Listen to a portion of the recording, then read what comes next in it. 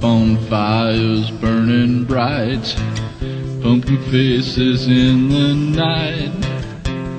I remember Halloween, dead cats hanging from poles. Nasty Neil here at WithoutYourHead.com to talk about The Thing, which is actually a prequel to the 1982 John Carpenter's The Thing. It is not a remake, but you're asking yourself, but it's got the same name, it's got the same font, it's both set in Antarctica. But no, it's actually a prequel. It takes place before the 1982 film takes place. When I first saw the trailer, I actually thought it was a remake.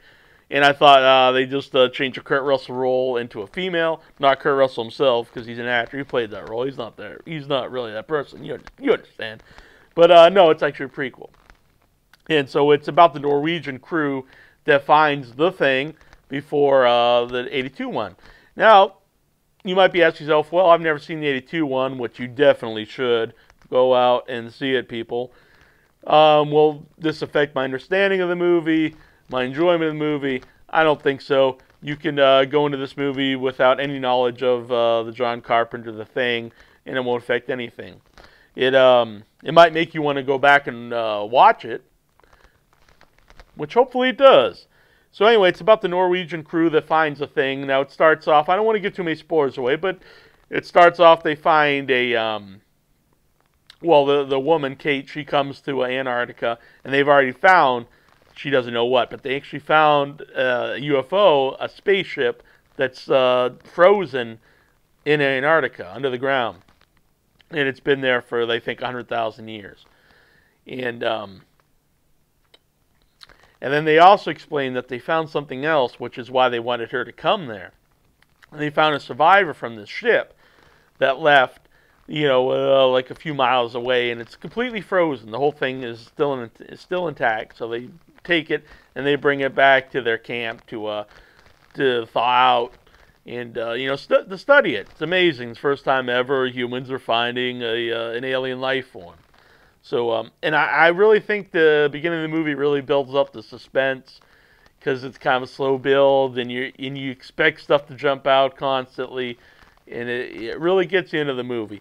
And I also think that I really didn't know any of the actors except for the African American who was Adebisi in Oz, and there is no prison rape in The Thing. So any Oz fans out there may be disappointed, but you can always go watch your Oz DVDs. But nonetheless, he was in it. But I like the fact that the cast, it's not like a typical Hollywood movie where they're all like beautiful, young adults, where they're just all like supermodels, which happens a lot in the movie. But they all look like real people, and they're all relatively unknown, and I think almost all of them are really Norwegian, and so I think that helps the film. And the look of the movie actually looks a lot like the 82 film. And I think the cast kind of looks like people that would be in a John Carpenter film, if that makes sense to you. And because, Kurt Russell's actually obviously a big, huge Hollywood actor. But at the same time, even though he was a good-looking dude, he kind of looks like a normal guy. He wasn't a good-looking normal guy. He wasn't like the supermodel type. But nonetheless, I thought the cast was really cool. I liked that it was all these unknown people, so you didn't know who would get it first and who would survive, because you say, well, this guy's a big star, he's obviously going to survive. And it didn't take you out of it thinking, I can't believe that this person's a scientist, this supermodel. But now Kate, the Kate character, Mary Elizabeth Winstead, now she's obviously not up to Kurt Russell caliber. But overall, I thought the cast was good. There was no real standout performance, I don't think. And of course, they always have kind of, I think the scientist, the leader scientist guy, it's kind of a stereotypical role you've seen in so many movies. You see it in Alien and so forth. But that's all right. I think it's kind of realistic. That's probably what would happen. You'd put, if you're a hardcore scientist, you'd probably put science in front of maybe your own safety, when you're dealing with something like this. And another thing that really looked like the 82 film was the monster, the monsters. And even though it's CGI, which I'm not always a big fan of CGI, the original one had just great monster effects. And yes, I know it's not the original. There's an older version, but I'm going to say original because that's what most people think of. They think of the 1982 John Carpenter film, and that's what always stuck out to me as a kid, seeing those crazy monsters. And they're very unusual monsters, not like a bipedal, human guy in a suit. They're very bizarre. They're very freakish.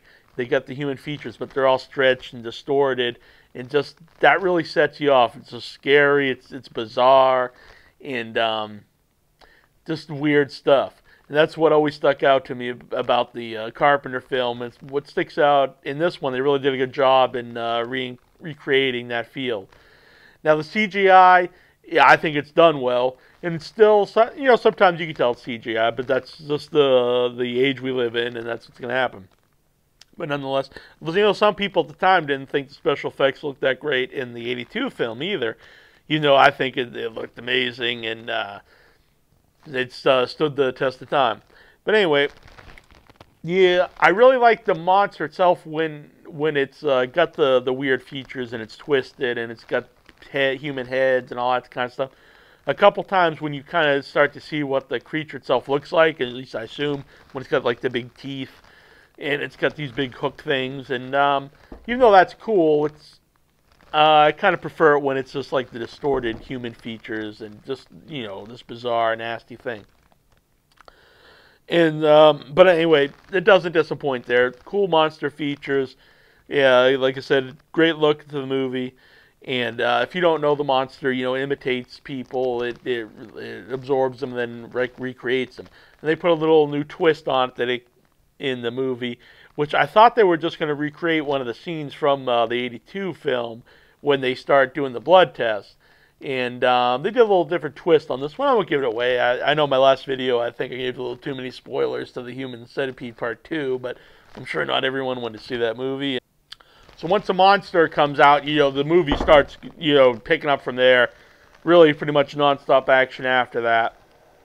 A lot of fire sequences. And I've seen some reviews where they said the Kate character wasn't really believable because she's, a smaller female. But I thought she was fine in it. Like I said, it's not Kurt Russell, but, that's big shoes to fill.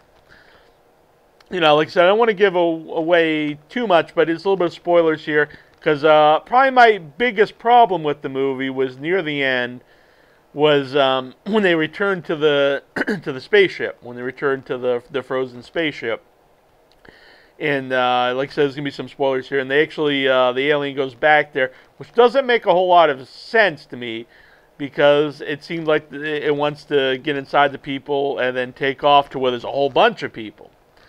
And also originally the spacecraft crash landed and this thing got out, and in my mind it was always the thing itself wasn't the thing that was flying the spaceship. It wasn't like this is a whole race of people. In my head, I assumed that the thing was like a virus that got in whatever was flying the spaceship, like the actual aliens. They were flying it, kind of like the movie The Alien, where the alien is a monster that kills these other, the giant alien that you see at the beginning of the movie. To me, the thing was some type of virus that was the reason why the spaceship crashed and why this thing was running away. So it didn't make a whole lot of sense to me when it went back to the ship and started to turn it back on like it's going to fly away. Which why didn't it just do that when it first crashed 100,000 years ago? Why did it run out and get frozen for all these years?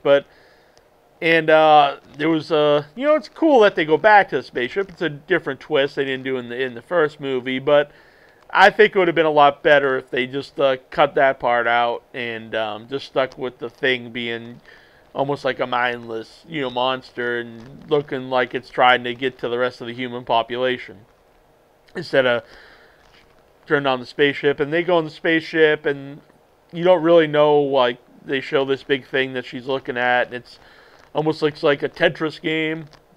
I really don't know what the purpose of that was. There's no real payoff to it. And you can't really imagine this big grotesque thing that's all twisted, like just sitting in a spaceship flying around. To me, anyway, kind of took me out of it a little bit.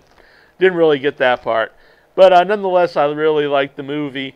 And And if you go see it, you have to stay during the credits. Not all the way to the end like a Marvel movie, but when they start to show, a couple minutes after they start to show some more stuff that happens, after what you think's the end of the film.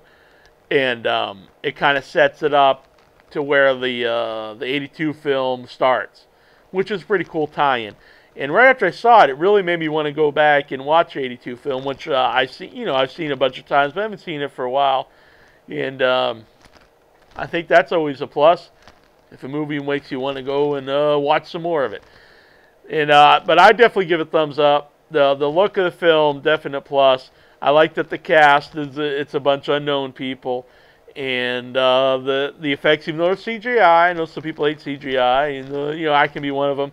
But the effects, they still live up to the 82 film. Yeah, I think the 82 film's better, but I still really did like this one. And so go out and see it. I went to see it with Terrible Troy, who also really liked it. And leave your comments. Rate this video with a big thumbs up. And I don't really see what the point of that one thing is where you can say this video is funny or great or fantastic. But hell, say it's a classic video. And let me know what you thought of the thing. And join us at withoutyourhead.com. We got a bunch of interviews up there. And when we go live, about every other Thursday, you guys can call in and talk to the different guests we have on. And you can join the message board and interact with all the different fans and the hosts of the show. It's a lot of fun, and I hope you guys enjoy it and subscribe to the podcast. All right, and if you guys want to leave any comments, tell me some other movies you'd like me to review, or just tell me, hell, Nasty Neil, no more videos. You're terrible. We don't want to see it anymore. Well, don't tell me that. I have a fragile ego, and it'll go to my head, and I'll be a very sad boy. So just leave me comments, good comments, and tell me what movies you want me to review. It could be old movies, classic movies, whatever you want. Anyway, thanks for listening, and check out withoutyourhead.com. Bonfires burning bright, pumpkin faces in the night. I remember Halloween, dead cats hanging from